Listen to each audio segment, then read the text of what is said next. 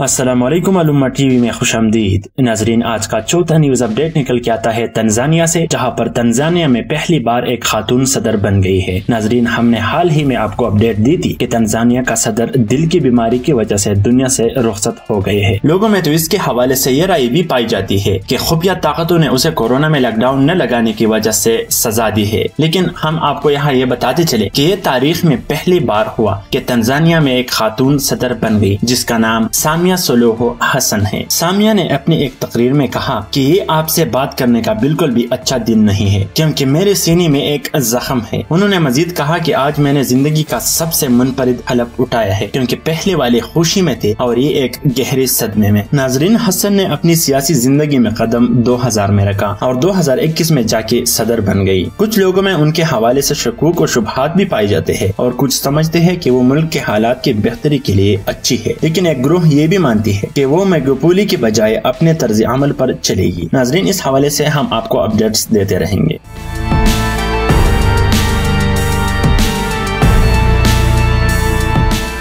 नाजरीन, आज का न्यूज अपडेट निकल के आता है तुर्की से, जहां पर तुर्की के सदर तैयब अर्दगान ने कहा है कि बाइडन का रूस के सदर पुतिन को कातिल कहना एक सदर को सूट नहीं करता और ये काबिल कबूल नहीं है। नाजरीन, पिछले दिनों बाइडन ने पुतिन को कातिल करार दिया था और उन्होंने ये अमेरिका के एक रिपोर्ट के बाद कहा, जिसमें कहा गया था कि अमेरिका के इलेक्शंस में पुतिन ने डोनाल्ड ट्रंप को सपोर्ट किया था और बाइडन के खिलाफ झूठी खबरें फैलाए थे। और इसके अलावा रूस में सदर पुतिन ने अपोजिशन लीडर अलेक्सिस नावल्नी को जहर दिया था और जिससे वो कुछ दिन के लिए कोमा में चले गए थे। नाजरीन, तुर्की और रूस ने शाम के जंग में एक दूसरे की मुखालफत की है और करते रहते हैं, लेकिन इसके अलावा अर्दगान ने रूस के सदर को अपना दोस्त करार दिया है और उनसे S-400 मिसाइल सिस्टम भी खरीदा हुआ है, जिस पर अमेरिका भी तुर्की से नाराज है। लेकिन ये मिसाइल सिस्टम तुर्की के लिए बहुत अहमियत रखता है और वो इसको कैंसिल भी नहीं कर सकते। इसके अलावा अर्दगान ने ये भी कहा है कि अमेरिका शाम में कुर्दिश दहशतगर्दों का सपोर्ट कर रही है और अमेरिका को खत्म करना चाहिए। नाजरीन, देखा जाए तो तुर्की और अमेरिका के ताल्लुकात कुछ अच्छे नजर नहीं आते, इसलिए तुर्की अब रूस, चाइना और पाकिस्तान के ब्लॉक में खुद को एंटर कर रही है और मुस्तकबिल में ये ममालिक एक ब्लॉक बना सकते हैं, क्योंकि चाइना और रूस से भी रोजाना की बुनियाद पर अच्छी खबरें देखने को मिलती है। नाजरीन, अगर आप रोजाना की बुनियाद पर बड़ी खबरें देखना चाहते हैं तो हमारे चैनल को जरूर सब्सक्राइब कीजिए।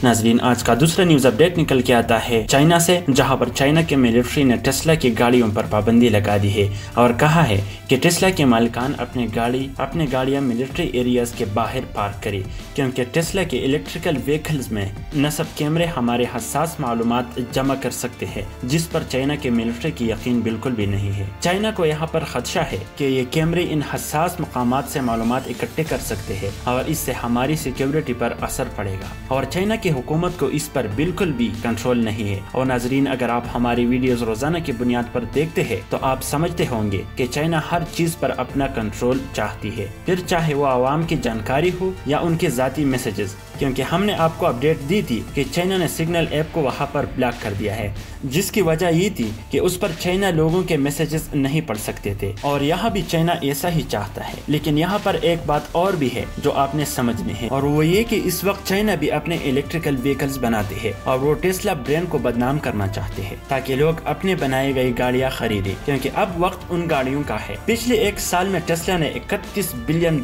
की सिर्फ गाड़ियां बेची है, जिसमें से $6 बिलियन सिर्फ चाइना से गए थे। आप इससे समझे कि आगे मार्केट कितना इस तरफ जा सकता है और मुस्तकबिल भी इन गाड़ियों का है। तो चाइना यहाँ पर ये चाहेगी कि वो इन पर मुस्तकबिल में पाबंदी लगा दे और अपने कार्स मार्केट में लेके आए। नाजरीन, आप इस हवाले से क्या कहते हैं हमें कमेंट्स बॉक्स में जरूर बताइए।